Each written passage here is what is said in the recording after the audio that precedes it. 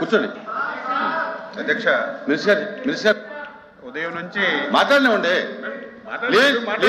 మీరు మాట్లాడండి. అరే అరే అధ్యక్ష మాట్లాడినామండి.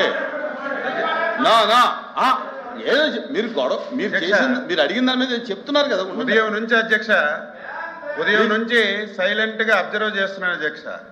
ఇంత పెద్ద డ్రామా ఈ సభలో జరుగుతుందని నేను ఎక్స్పెక్ట్ చేయలేదు అధ్యక్ష.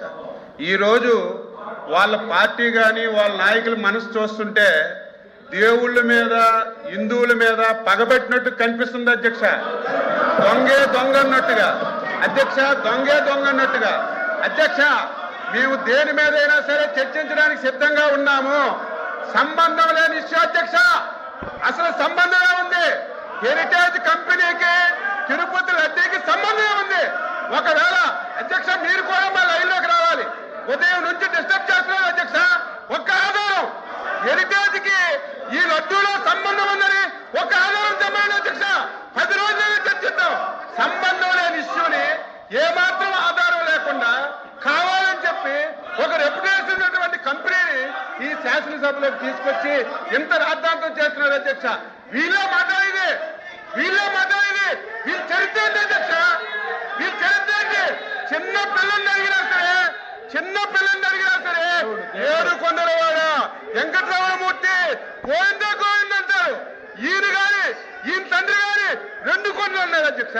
పవిత్రం దెబ్బతీస్తున్నారు. వీళ్ళే మాట్లాడేది. 5 సంవత్సరాలు రాముడి తల్లి నరికారు, రథాలు నరికారు, తిరుపతి పవిత్రను పిలిచారు. వీళ్ళు మళ్ళీ ఎక్కడికి వచ్చి మాట్లాడుతుంటే బాధ కలుగుతుంది అధ్యక్ష. సంబంధం ఉంది. మీరు అడిగారు అధ్యక్ష.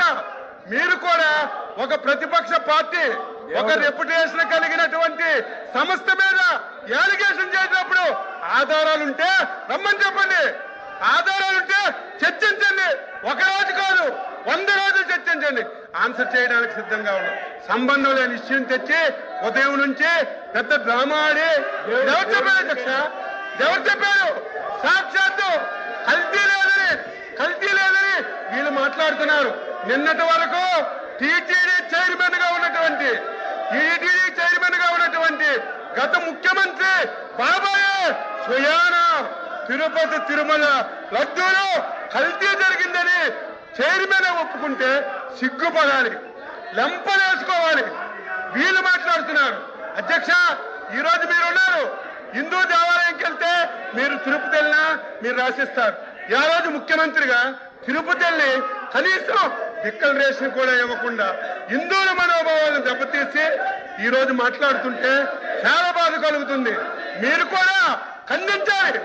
మీ ఒక లేని విషయాన్ని చెప్తే ఆధారాలు చూపించమనాలి. ఈ రోజు హెరిటేజ్ అని చెప్పారు, ఒక ఆధారం చూపించమనండి. లడ్డూకి హెరిటేజ్కి ఏం సంబంధం ఉందో చెప్పమనండి. ఏది లేకుండా ఒక రోజంతా ఈ రోజు అధ్యక్ష, ఈ రోజు వాళ్ళ ఉద్దేశం ఏంటి? ఈ రోజు సభ జరపకూడదు.